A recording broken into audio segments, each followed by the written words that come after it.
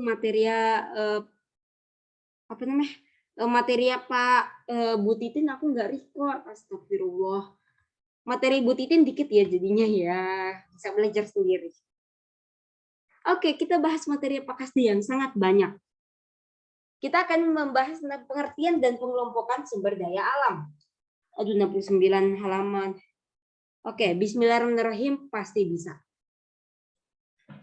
Sumber daya alam atau SDA adalah sesuatu yang ada di sekitar alam lingkungan hidup kita yang dapat dimanfaatkan untuk berbagai kepentingan dan kebutuhan manusia agar hidup lebih sejahtera.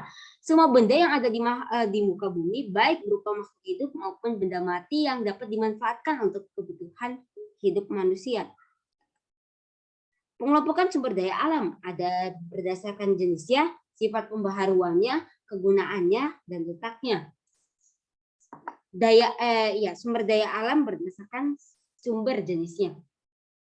Sumber daya alam hayati atau biotik, yaitu sumber daya alam yang berasal dari makhluk hidup, contohnya hewan dan tumbuhan.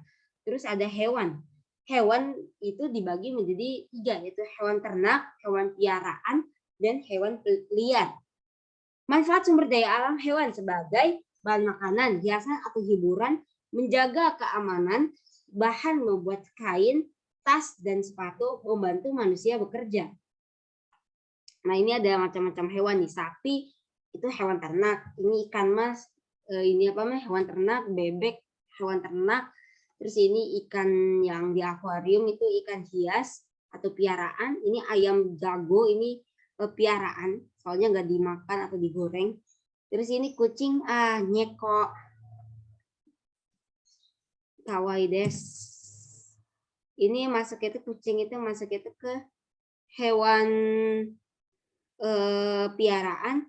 Ini ikan ini hewan, bukan hewan ternak sih, hewan liar mungkin. Terus ini juga hewan bukan sih, hewan ternak. Terus kuda juga masuk itu ke hewan liar gitu. Juga bisa hewan ternak, cuman enggak sih.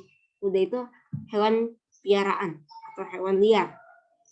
Tergantung. Terus ada tumbuhan nih, jenis sumber daya alam. Ada yang untuk padi, sayur mayur, palawija, kelapa, tanaman bunga, tanaman bawang merah dan putih, tanaman jahe, kencur, dan lain-lain, berbagai jenis kayu, berbagai jenis tanaman, perkebunan karet, rotan, dan bambu.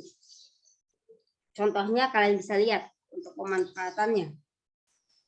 Tuh, kalian bisa lihat kelapa itu buat bahan baku industri. Di sini jenis kayu untuk bahan baku industri, terus perkebunan karet, terus rotan juga buat bangunan dan bahan baku industri.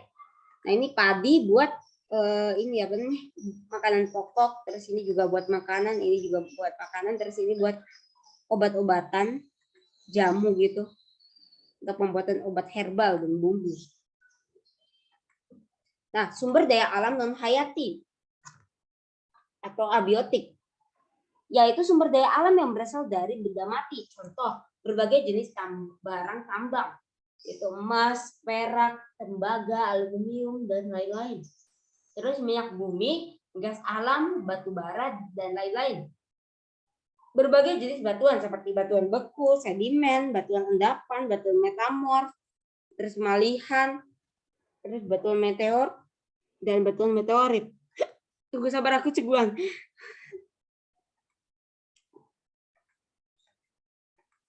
Terus sumber daya alam berdasarkan sifat. Sumber daya alam berdasarkan sifat pembaruan. Sumber daya alam yang dapat diperbarui atau renewable, yaitu yang dapat digunakan berulang-ulang dan dapat diperbanyak dalam waktu relatif cepat. Contoh, air, udara, tanah, tumbuh-tumbuhan, dan hewan. Terus sumber daya alam yang tidak dapat diperbarui atau non-renewable, yaitu sumber daya alam yang tidak dapat diperbanyak dalam waktu yang cepat. Contoh, semua barang tambang seperti minyak, minyak bumi, batu bara, timah, gas alam, dan lain-lain. Sumber daya alam berdasarkan kegunaannya. Sumber daya alam dapat digunakan untuk bahan baku industri, yaitu sumber daya alam yang dapat digunakan untuk menghasilkan benda atau barang lain sehingga nilai gunanya menjadi lebih tinggi. Contoh hasil hutan, barang tambang, hasil perkebunan. Terus sumber daya alam, sumber energi, yaitu sumber daya alam yang dapat menghasilkan energi.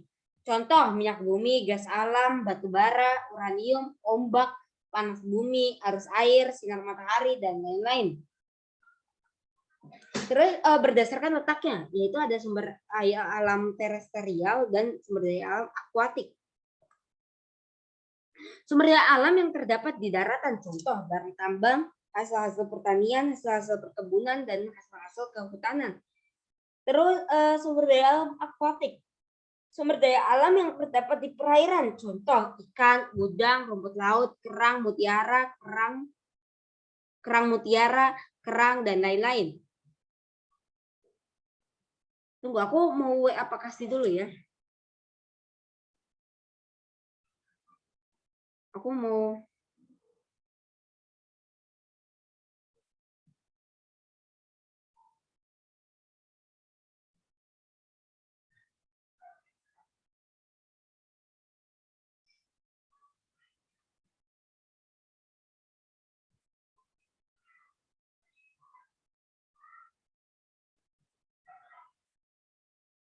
aku WA ke Pak Kasti buat minta ini apa nanya kapan dibukanya sama.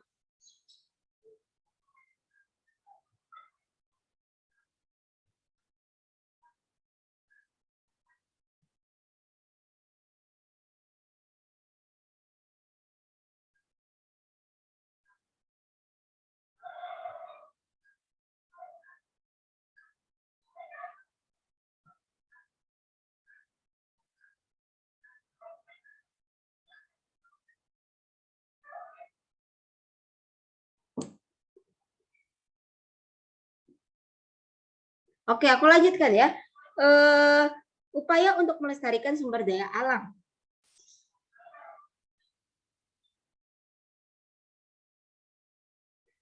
Yang pertama, menghemat pemakaian sumber daya alam atau tidak boros. Terus penambangan dilakukan dengan hati-hati. Penebangan hutan tidak dilakukan secara liar. Penghijauan kembali hutan yang gundul atau reboisasi. Penebangan hutan di hutan dengan sistem tebang pilih. Penangkapan ikan di laut tidak menggunakan pukat harimau, bahan kimia, bom, dan lain-lain. Pemeliharaan kesuburan tanah dengan baik. Pengelolaan limbah industri dengan baik. Terus potensi dan persebaran sumber daya alam Indonesia. Yang pertama ada tanah, air, udara, tambang, hutan, dan laut. Jenis-jenis dan potensi sumber daya alam di Indonesia. Yaitu ada sumber daya alam tanah. Potensi sumber daya alam tanah Indonesia sangat besar sebab wilayahnya luas, tanahnya subur, memiliki jenis tanah yang beragam, curah hujan tinggi, sinar matahari full sepanjang tahun. Tanah merupakan sumber daya alam yang dimanfaatkan untuk yang pertama sebagai lahan. Contoh lahan pemukiman, yaitu mendirikan rumah, lahan pertanian, bercocok tanam, lahan sarana transportasi, industri, perkantoran, dan lain-lain. Terus ada bahan baku industri, contoh tanah liat untuk membuat kerajinan. Terus ada tanah kapur, terus sama untuk industri semen dan lain-lain. Tanah kapur terbentuk karena aku mau tiduran. Tunggu ya, sabar. Aku mau ngajar sambil tidur. Aduh, 1 hari duduk. Tunggu ya, sabar. Udah lama nggak olahraga juga, cuman ya. Oke. Tanah kapur terbentuk karena proses munculnya batu gamping di dalam laut ke permukaan, lalu melapuk karena udara dan air permukaan sehingga terurai menjadi tanah. Terdapat di Pegunungan Kidul, Pegunungan Kendeng di maaf kayaknya salah. Iya, kayaknya betul ya, Kendeng di Jawa Tengah. Upaya-upaya untuk melestarikan tanah yaitu mencegah terjadinya erosi dan pencucian tanah dengan cara menanam pohon. Pengelolaan tanah dicangkul atau dibajak. Membuat sengkedan atau terasering pada lahan miring, melakukan pemupukan. Nah, di situ ada tanah merah. Tanah merah terjadi karena pelapukan batuan breksi yang berasal dari gunung api. Banyak mengandung oksida besi, terdapat di sepanjang gunung api ke arah Sumatera Barat, Jawa, dan Bali. Tanah laterit berasal dari tanah endapan vulkanik terbentuk dalam kondisi curah hujan tinggi, menjadi tanah gembur karena proses pencucian tanah. Terdapat di Semarang, Jakarta, Karawang, Bogor, dan Lampung Utara. Terus tanah mergel terjadi dari campuran tanah liat, kapur, dan pasir. Tanahnya tidak subur dan tidak dapat ditanami pohon. Terdapat di Pegunungan Sewu di Yogyakarta, Priangan Selatan di Jawa Barat. Potensi sumber daya air di Indonesia. Air dibedakan menjadi yang pertama ada air tawar atau perairan darat, sungai, danau, rawa, dan air tanah. Nah, perairan laut atau air asin itu di samudra, laut, selat, teluk, dan lain-lain. Terus itu. Terus potensi sumber daya alam Indonesia yang sangat besar. Sebab wilayah laut Indonesia sangat luas. Sebagian besar laut Indonesia merupakan laut dangkal. Jenis-jenis potensi sumber daya laut. Yang pertama perikanan laut. Terus potensi perikanan laut Indonesia sangat besar, tetapi Indonesia belum mampu mengelola perikanan laut secara maksimal. Alasannya kurangnya ahli perikanan di Indonesia. Juga perikanan Indonesia atau penangkapan ikan di Indonesia masih menggunakan cara tradisional, yaitu dengan jaring, terus dengan kapal yang itu ya apa sih, aku lupa lagi namanya, maaf atau sampan kalau salah atau apa ya, aku lupa lagi namanya apa. Oke, aku langsung lanjutkan ya. Sebab-sebab belum, nah ini masih minimnya tenaga ahli perikanan.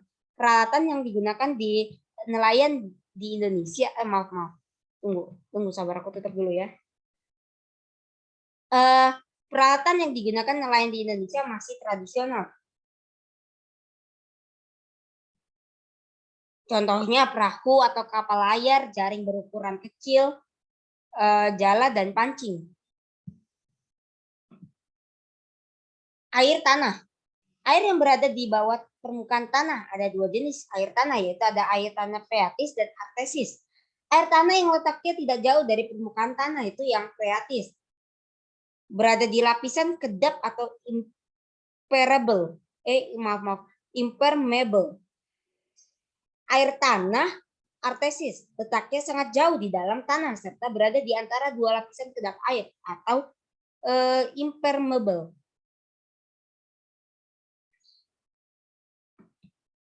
Terus air permukaan. Oh ya, aku mau bilang nih, aku mau jelasin. Kalau mau kita ngambil air artesis, nanti bisa berdampak buruk. Yaitu karena nanti bisa berdampak buruk, yaitu dengan adanya penurunan lahan. Salah satunya di Jakarta. Jadi banyak daerah di Jakarta udah mulai tenggelam atau udah mulai banjir. Maksud itu ya udah mulai tenggelam ya. Bahkan udah ada yang tenggelam. Nah, itu dampak buruk kita kalau umpamanya mengambil air artesis. Terus air permukaan. Air yang berada di permukaan tanah dan dapat dengan mudah dilihat. Ada dua jenis air permukaan, yaitu air darat, perairan darat, dan perairan laut. Air permukaan yang berada di atas daratan itu perairan laut, darat. Atau singkatnya perairan air tawar. Nah, itu. Perairan laut, air permukaan yang berada di lautan.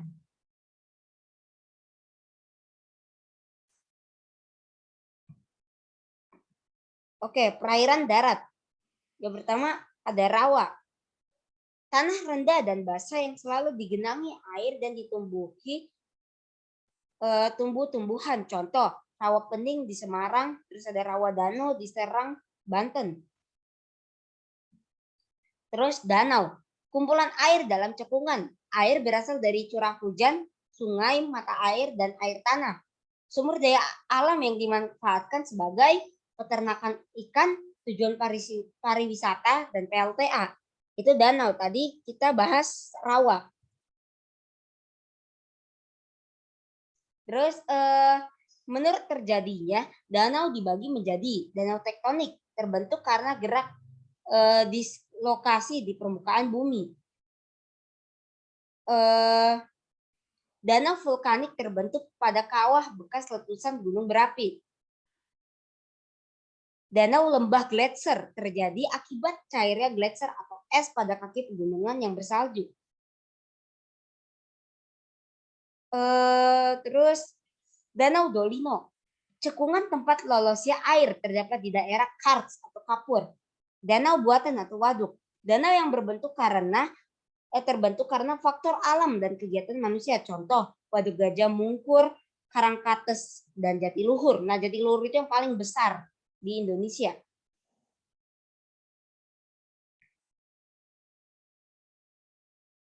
Tunggu ya.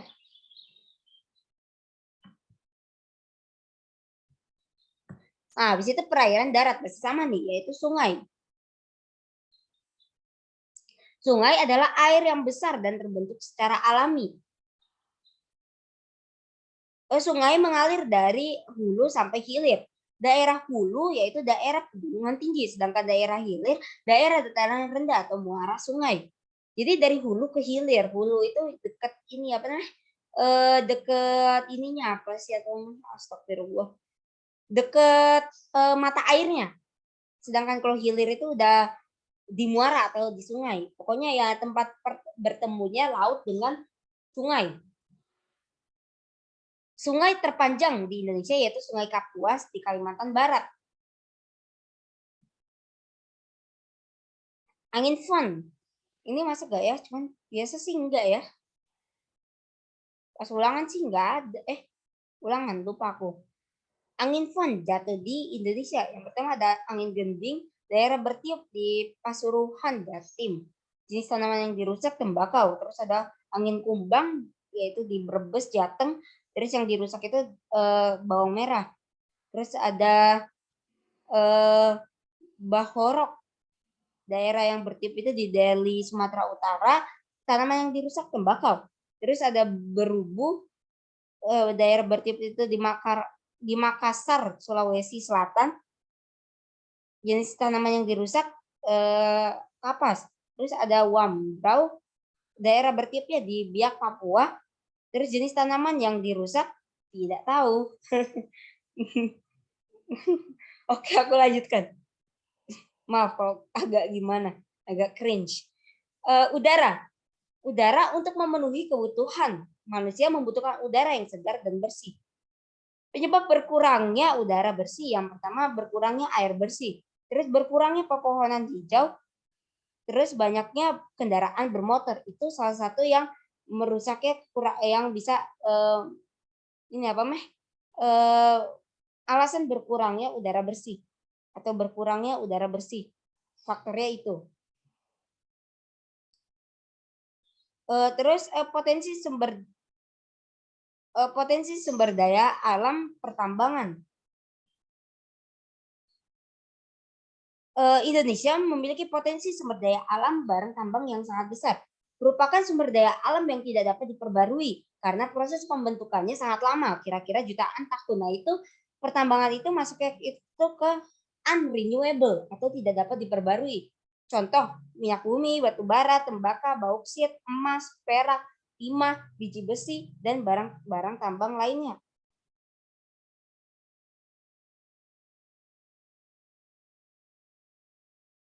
Terus pengelompokan barang tambang. Berdasarkan kegunaannya, barang tambang terdiri dari yang pertama barang tambang mineral logam. Barang tambang yang merupakan barang logam, contoh biji besi, biji emas, perak, tembaga, aluminium, nikel, dan lain-lain. Tunggu sabar. Terus batu bara. Batu bara berasal dari sisa tumbuhan yang mati, terpendam berjuta-juta tahun lamanya. Warnanya coklat hingga hitam. Digunakan sebagai bahan bakar mesin uap atau kereta api. Daerah penghasil batu bara di Bukit Asam, Sumatera Selatan Kota Baru, Pulau Laut, Sumatera Selatan, Umbilin, Sawah Lunto, Sumatera Barat. Nah, aku mau bilang nih, batu bara itu dia itu masuknya itu ke sumber daya alam yang menghasilkan energi. Aku lupa namanya apa. Jadi kita search pakai shortcut, Ctrl F. Widih. Tunggu sabar ya. Sumber daya alam, sumber energi.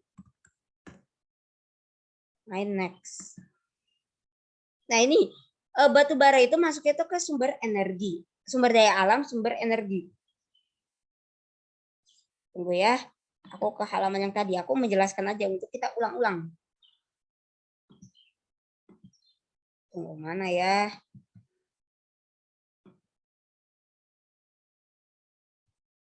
Tunggu, sabar-sabar. Nah, terus batu bara tadi udah ya. Batu bara. Terus tembaga karakternya. Ini kayaknya ada yang kurang lengkap deh.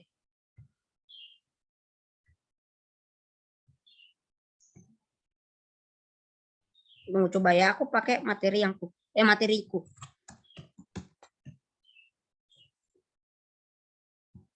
Oh, apa enggak ada ya tembaga?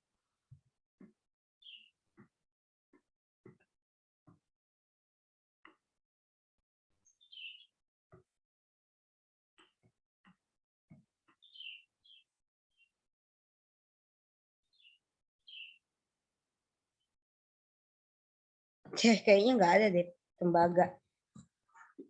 Tembaga karakternya berwarna merah dan kekuningan, lunak dan sangat mudah ditempa, memiliki daya hantar listrik yang tinggi, bermanfaat untuk bahan pembuat kawat atau kabel listrik, kawat telepon, dan beberapa peralatan rumah tangga. Daerah penghasil tembaga yaitu di Cikotok, Jawa Barat, Kompora, Papua,